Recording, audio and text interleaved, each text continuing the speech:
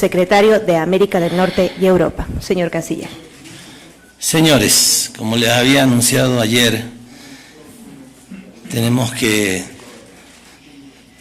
darles una información que a nosotros nos preocupa muy seriamente y que tiene que ver con un tema que ha estado siendo tratado en las últimas semanas respecto a espionajes y a búsqueda de información ilegal respecto a instituciones y a personas.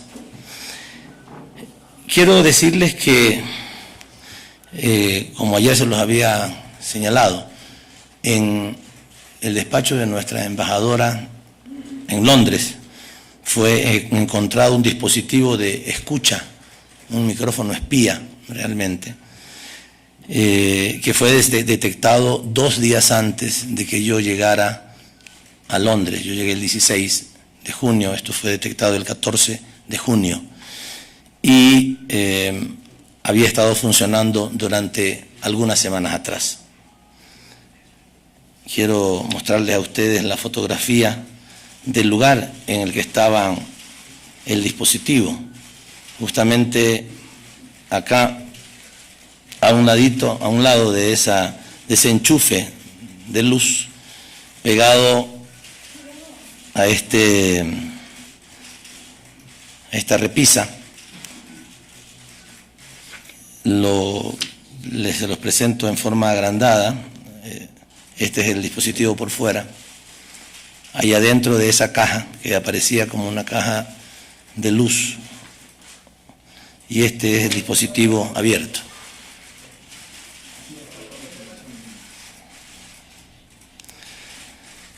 Esto es lo que encontramos. Nuestro personal realizó una serie de pruebas para conocer el estado de los cables y de las fuentes de alimentación eléctrica de las dependencias de nuestra embajada en Londres.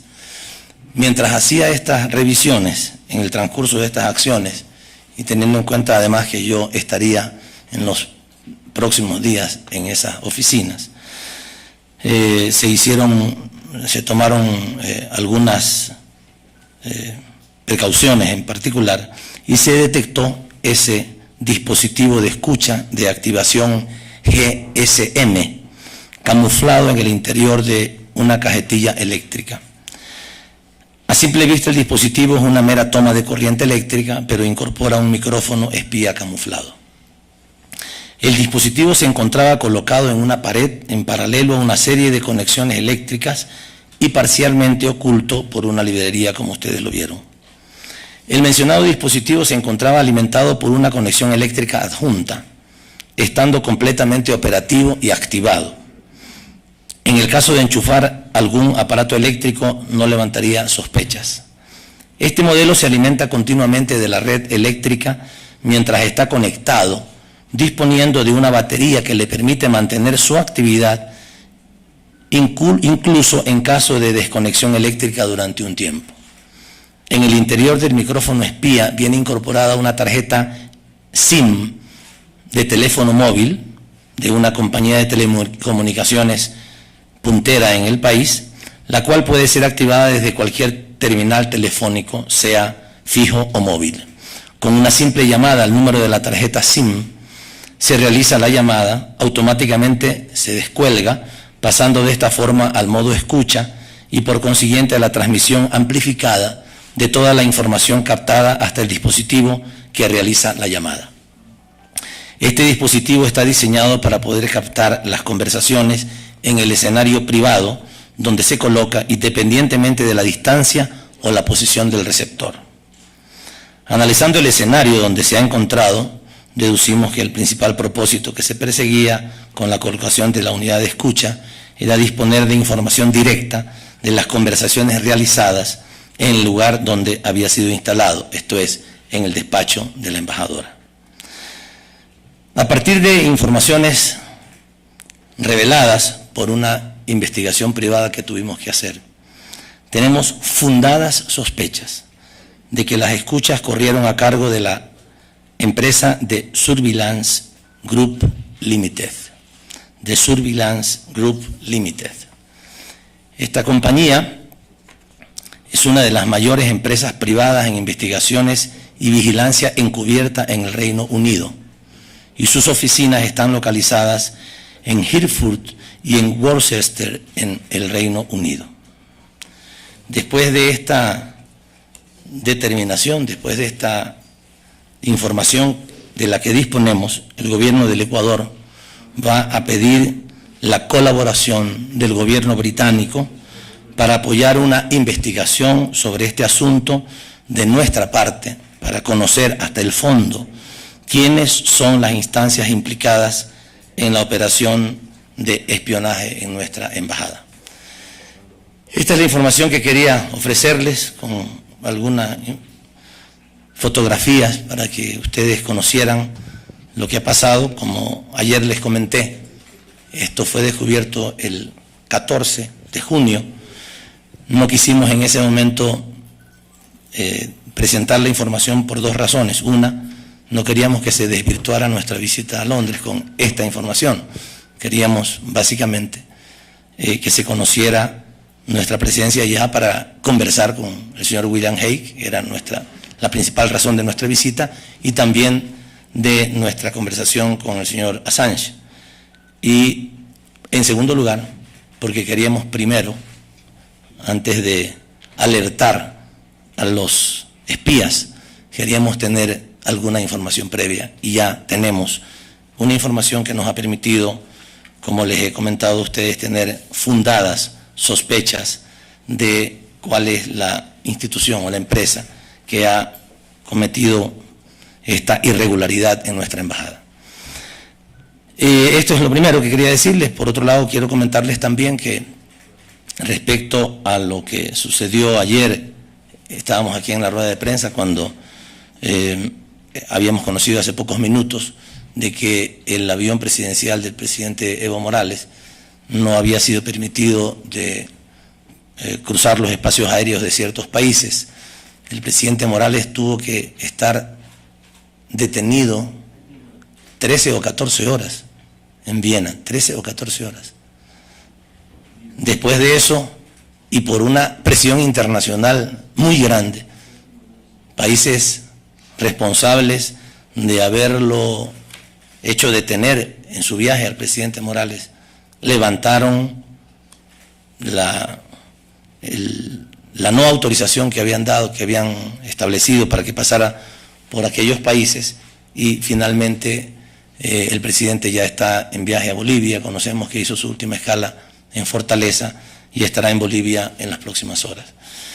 Realmente es un hecho gravísimo, gravísimo, que al presidente de un país sudamericano le hayan impedido sobrevolar espacios aéreos de países que suponemos amigos, con quienes tenemos muy buenas relaciones, que participamos en eventos internacionales, Unión Europea, América Latina, la Cumbre Iberoamericana, todo esto.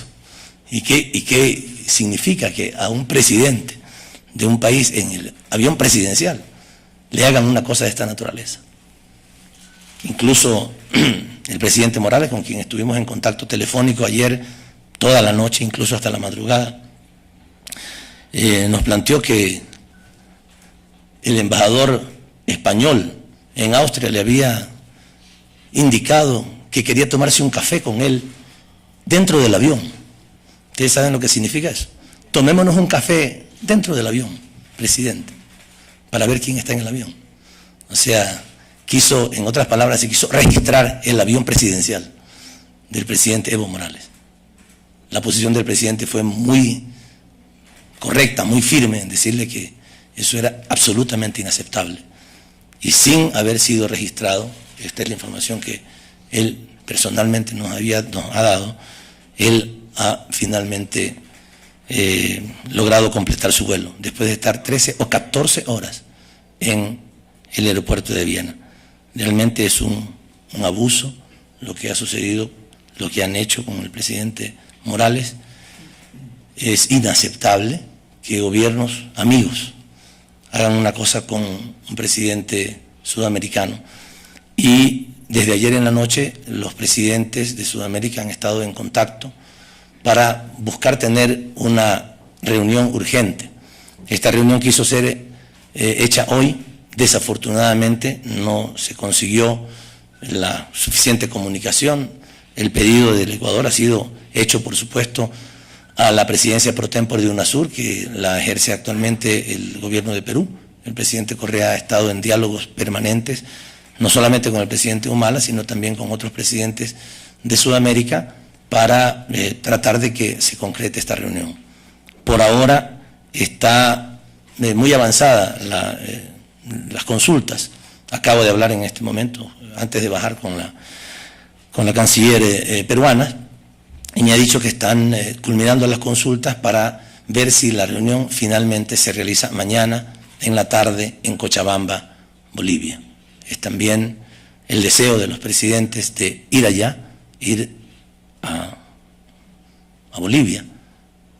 Pensamos lo de Cochabamba por el tema de la altura, en La Paz puede ser un poco más complicado, pero la idea es ir a Cochabamba y expresarle por parte de los presidentes sudamericanos el respaldo al presidente Evo Morales y también seguramente emitir alguna declaración al respecto de este atropello, de este verdadero atropello a la dignidad de un Estado, de un pueblo, de un presidente sudamericano, de un presidente indígena, como es el presidente Evo Morales.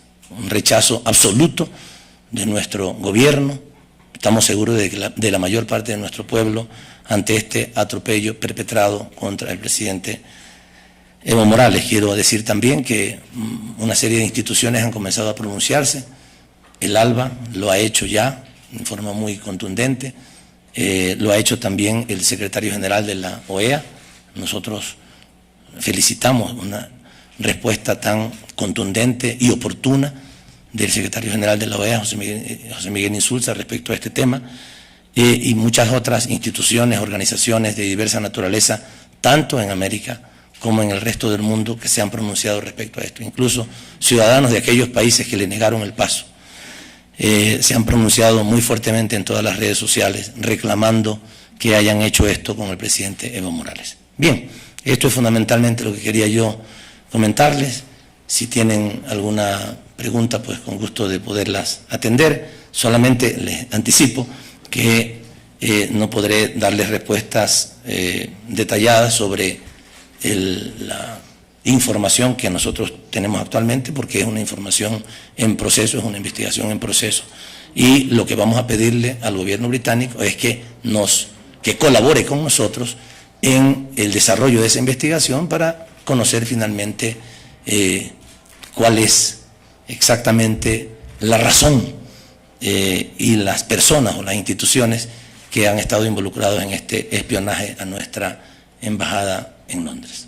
Bueno, adelante. En primer lugar tenemos al señor Luis Padilla, medio de comunicación Andes. Canciller, buenas tardes. Queremos escuchar también una declaración de parte suya, del gobierno ecuatoriano, respecto al golpe de Estado que acaba de suceder en Egipto, como primer punto, canciller. Y segundo punto, nos gustaría que también refiera algo respecto al alcance que puede tener una declaración de Cochabamba el día de mañana. Bueno, los acontecimientos en Egipto son muy recientes. Nosotros queremos tener un poco más de información. Nos preocupa el rompimiento del Estado de Derecho, por supuesto. El presidente era un presidente electo a través de elecciones que no han sido, que son reconocidas legítimamente, y por supuesto nos preocupa que una cosa de esta naturaleza esté sucediendo. Insisto que es un hecho muy reciente, hace pocas horas se ha producido esto y queremos tener una información más fresca de parte de nuestra representación allá para poder tener un pronunciamiento. Y solamente decir que lamentamos que la inestabilidad política se constituya en este hermano país y que otra vez volvamos a situaciones de gobiernos de hecho, como en la realidad está produciéndose allá.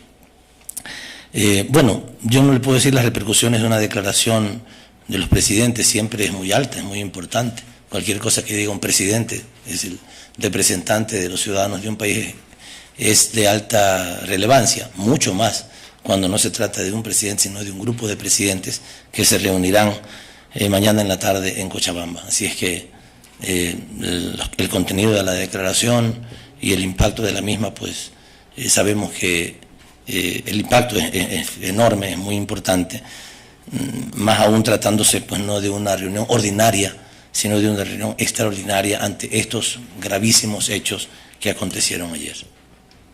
Siguiente pregunta, Marcelo Moncayo, NTN 24. Acá, canciller, muy buenas tardes, embajador, buenas tardes.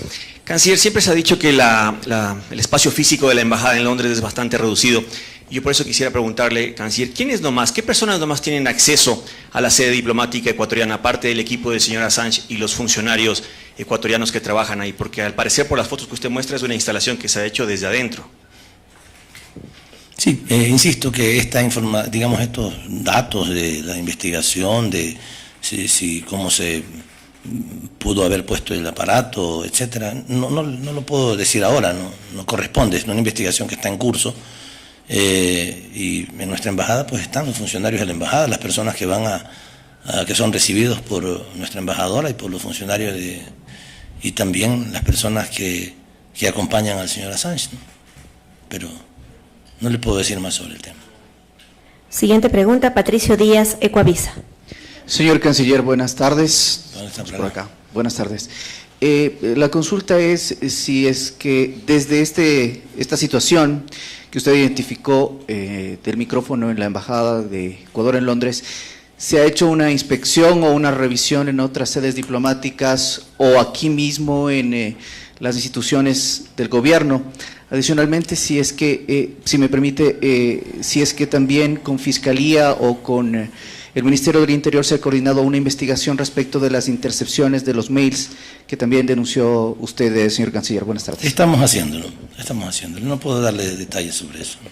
Pero sí, estamos tomando algunas mayores medidas de precaución y de seguridad sobre estos temas. Sabemos que los dispositivos de búsqueda de información son de diversa naturaleza y que no siempre los cuidados externos físicos que uno pueda tener logran la mayor seguridad, porque hay muchísimas otras formas de obtener información que uno envía, o que uno conversa, o que uno envía a través de sus correos electrónicos. Pero sí, estamos haciendo los esfuerzos para mejorar nuestra capacidad de tener confidencialidad en nuestras comunicaciones. Siguiente pregunta, Robinson Robles, de Hispan TV. Señor canciller, por acá estoy. Muchas Sí. gracias. ¿Cómo está usted? Dos preguntas sobre el tema del micrófono. La una, ¿quién encabezará las investigaciones en Londres?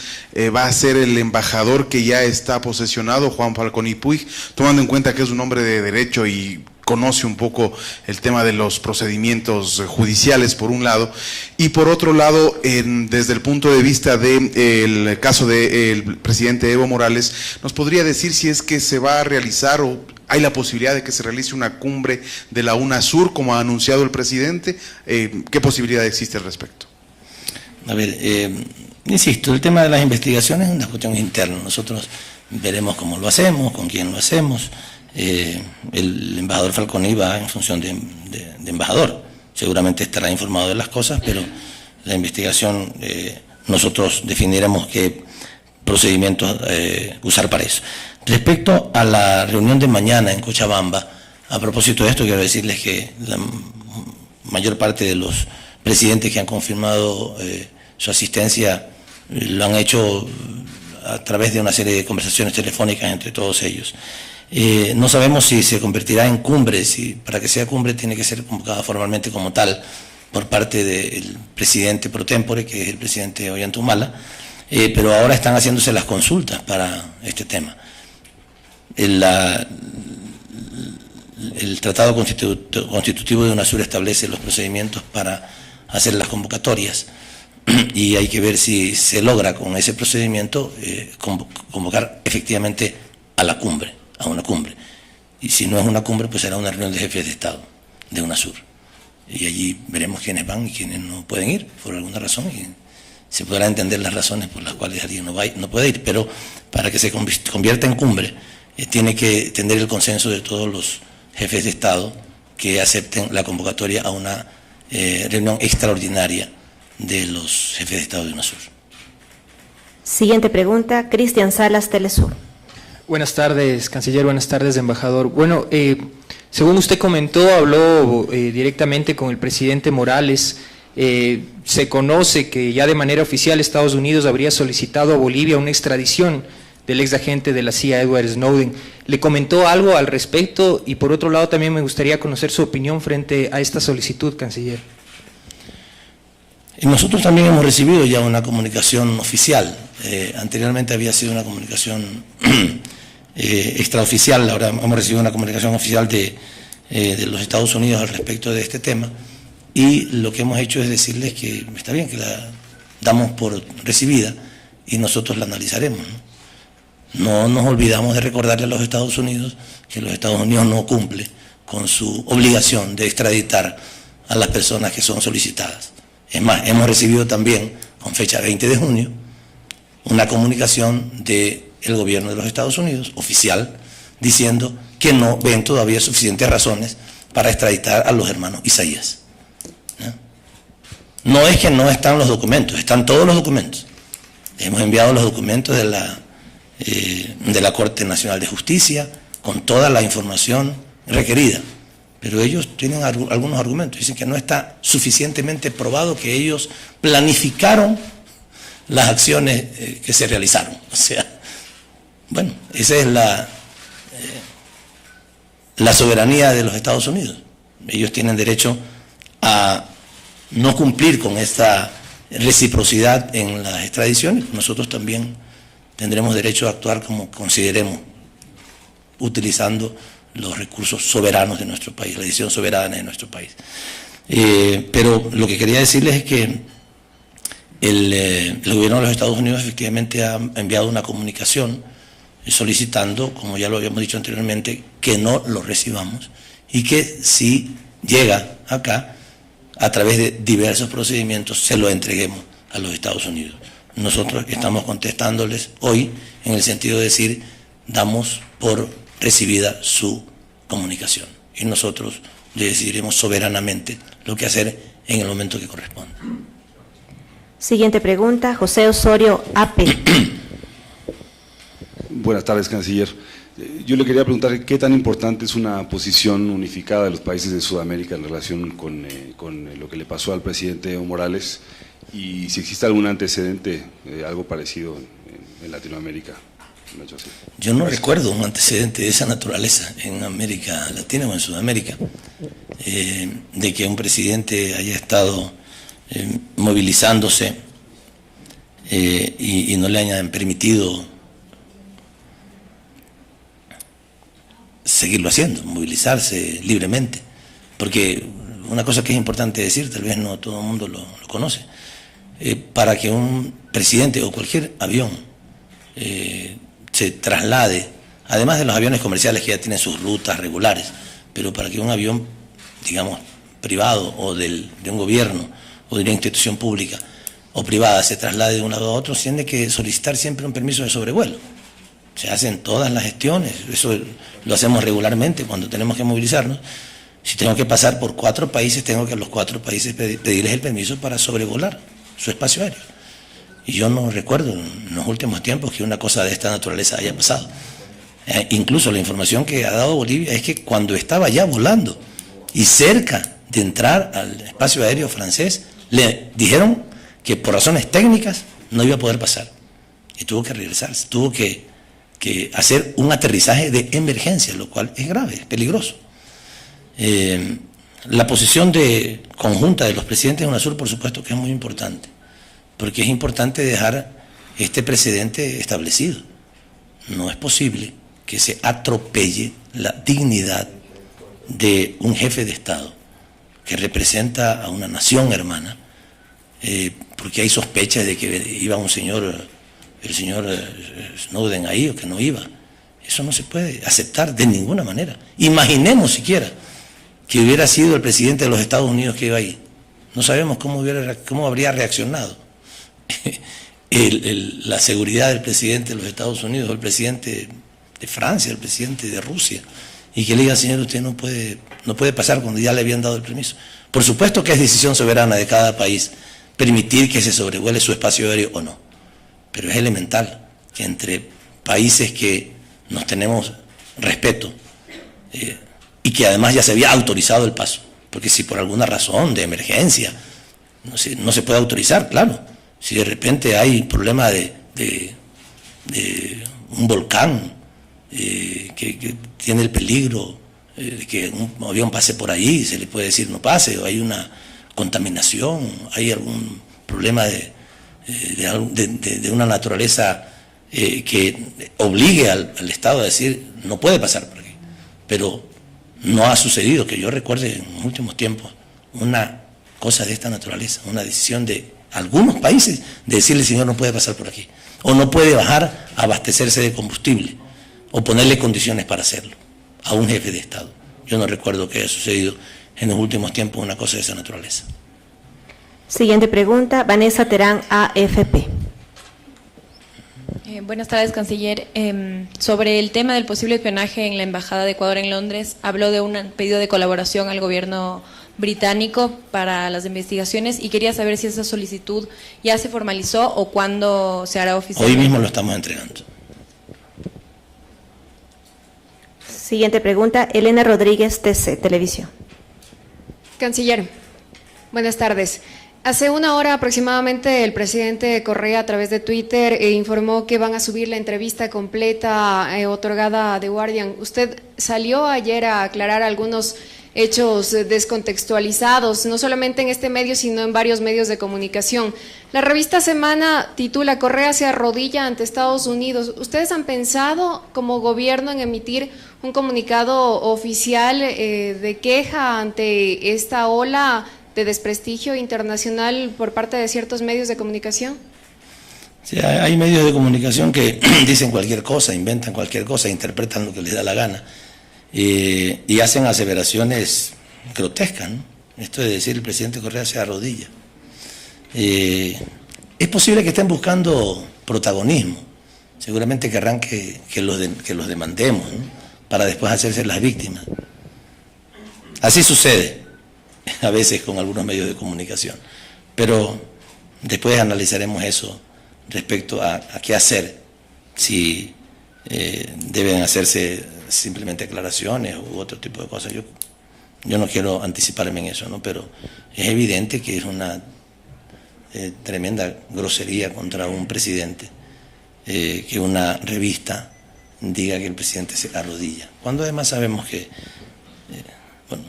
sabemos que no es cierto, por supuesto, y hemos aclarado todo este tipo de cosas, pero es una manera de provocar para ver si adquieren protagonismo. Yo personalmente creo que no debemos de darle más protagonismo del que ya ellos tienen por su propia cuenta, ¿no?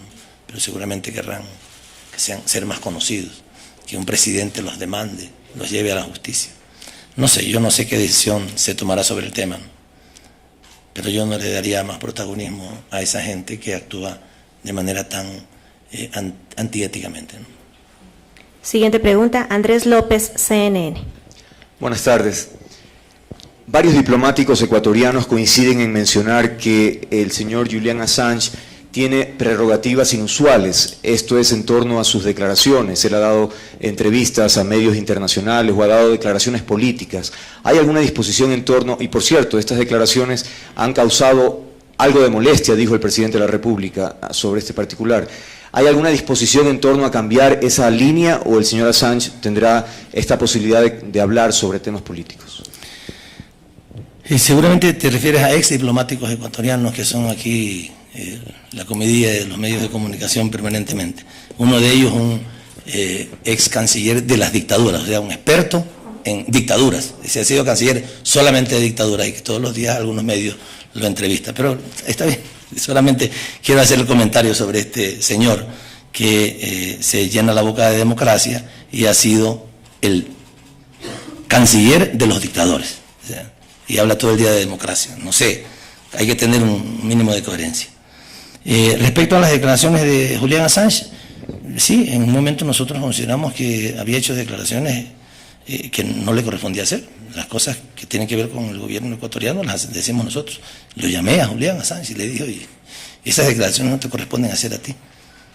Tú puedes hacer declaraciones sobre tu situación, sobre tu candidatura, sobre los temas que tienen que ver con la libertad de expresión, los temas que tienen que ver con Wikileaks, sobre otros temas.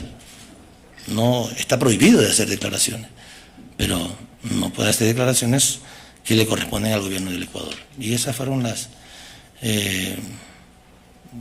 comentarios que yo le hice. Le dije claramente que no lo podía hacer. Incluso me mandó una comunicación pidiendo disculpas por eso.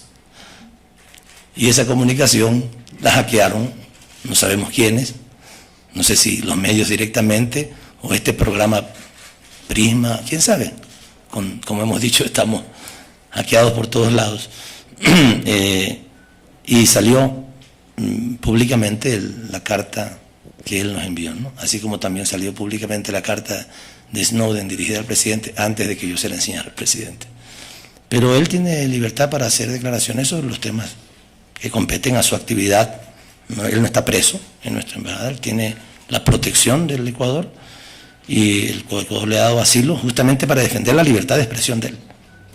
Claro, tiene que tener los límites correspondientes a lo que está haciendo. Siguiente pregunta, Nathan Hill, Bloomberg News. Buenas tardes, canciller. ¿Qué medidas específicas van a plantear mañana en la reunión y cuáles jefes de Estado han confirmado su asistencia?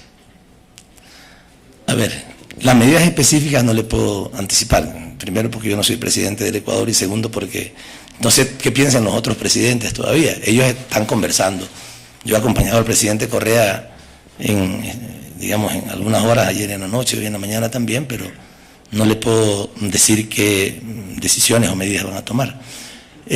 Hasta ahora lo que yo conozco es que han confirmado su asistencia a la presidenta de Argentina, Cristina Fernández, el presidente de Venezuela, Nicolás Maduro, el presidente Rafael Correa de Ecuador, el presidente Ollanta Humala de Perú, el presidente de Surinam, y entendía que ayer podría haber asistido el presidente de Uruguay, José Mujica, pero no, hoy podría haber asistido el presidente José Mujica, no estoy seguro si podría asistir mañana. Esta es la información que yo tengo, es una información extraoficial. La información oficial la tiene el gobierno de Perú, porque ellos están haciendo las consultas. No olvide que ellos tienen la presidencia pro tempore de UNASUR y ellos son los que tienen la información oficial. Yo le digo la información que conozco por los diálogos que el presidente Correa ha mantenido con los distintos presidentes. Siguiente pregunta, Fernando Arroyo, Agencia F. Bueno, perdón, el presidente de Bolivia, por supuesto, vamos a ir a Cochabamba, ¿no? Va a estar el presidente de Bolivia ahí, con quien el presidente Correa se ha comunicado en varias oportunidades entre ayer y hoy. Canciller, buenas tardes. Yo le quisiera preguntar, la presidenta de Argentina ha calificado el hecho de esto que no se le dejó sobrevolar al avión del presidente Morales como una locura. ¿Usted cree que esta locura se puede extender y tal vez está en riesgo está más en riesgo la vida del señor Snowden? ¿Del señor a quién? Snowden. Yo no quiero especular sobre en qué condición de riesgo esté la vida del señor Snowden, pero que está en riesgo, está en riesgo. Seguramente. Todas las declaraciones que hemos escuchado nos hace pensar que la vida y la integridad del señor Snowden está en riesgo. No quiero decir por parte de quién, simplemente está en riesgo, porque es tal la presión que se está tejiendo respecto a él, pues que si yo fuera Snowden tomaría muchas precauciones, tendría muchos cuidados, porque para que se haya bajado el avión del presidente Evo Morales en pleno vuelo por la sospecha de que estaría el señor ahí, caramba, quiere decir que es muy apreciada la presencia del señor Snowden por algunos gobiernos, no solamente por el Estados Unidos, por algunos otros gobiernos del mundo, ¿no? Es muy apreciada, quiere decir que quisieran tenerlo consigo. Siguiente pregunta, Nancy Verdesoto, El Comercio. Canciller, buenas tardes. Usted ha hablado sobre el tema de las cuentas de correo electrónico que fueron hackeadas. ¿Esto quiere decir que lo que fue publicado por Univisión es cierto? Hay información cierta e información falsa. ¿Qué parte es cierta y qué parte es falsa? Eso no se lo voy a decir. Como última pregunta. Pero si hay información cierta, sí, por supuesto. Porque si no, no le diría que han sido hackeadas. Si hay información cierta ahí, claro que sí. Como última pregunta, el señor Juan Carlos López, Radio Pública del Ecuador. Buenas tardes, canciller. Con respecto a lo del micrófono, por ejemplo, expertos en seguridad dicen que es, en los últimos 10 años, siente esto un precedente, que es en la primera embajada en los últimos 10 años en donde se encuentra un tipo de artefactos como este. Por ejemplo, y también en relación a la pregunta que hizo la compañera de Comercio, si es que están intervenidos por todos lados, ¿ya? Y se presume en la coyuntura que es por el señor Assange, el señor Snowden, porque justo es en la embajada de Ecuador, en Londres, ¿qué puntualmente el gobierno está tomando como un plan, digamos, una estrategia para poder bloquear esto? Pero las limitaciones son muchas, ya que los equipos, tengo entendido, con los que se evitaría este tipo de hackeos son fabricados en las potencias mundiales, donde presuntamente podría venir el ataque, ¿no? Tenemos una ventaja, que somos gente honrada, que somos gente que cumple con la ley, que somos gente que no tiene malas intenciones, y eso es una gran ventaja, porque, claro, no significa que somos perfectos, no significa que no tengamos defectos y no estamos llenos de virtudes, tampoco no somos personas llenas de virtudes, pero somos gente que formamos parte de un gobierno honesto y eso nos tranquiliza mucho, porque por más, y yo lo dije ayer, por más que puedan hackear todas nuestras comunicaciones, nuestras informaciones, van a encontrar un comportamiento ético de parte de nosotros. Y por eso, lo decíamos, estamos tranquilos en ese sentido. Pero por supuesto sí quisiéramos tener la posibilidad de confidencialidad en nuestras conversaciones, porque, por ejemplo, si vamos a definir una estrategia para la negociación de un acuerdo comercial con la Unión Europea y estamos reunidos para conversar sobre el tema, si quisiéramos que la contraparte no sepa cuál es nuestra estrategia de negociación.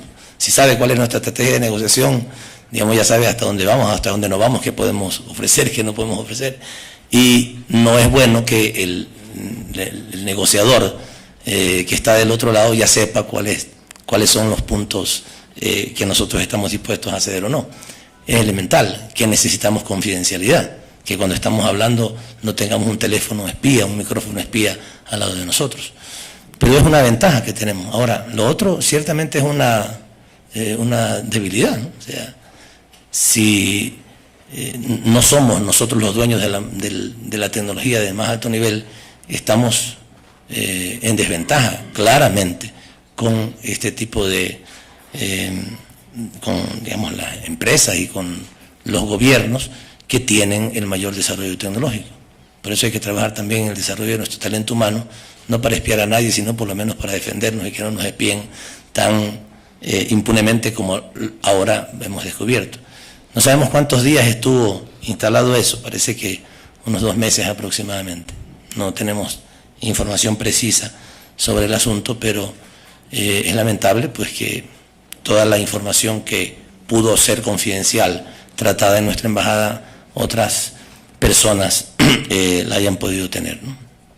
Señor ministro, nos han solicitado una última pregunta. ¿Sí? Señor ministro, acá, a su izquierda. Acá.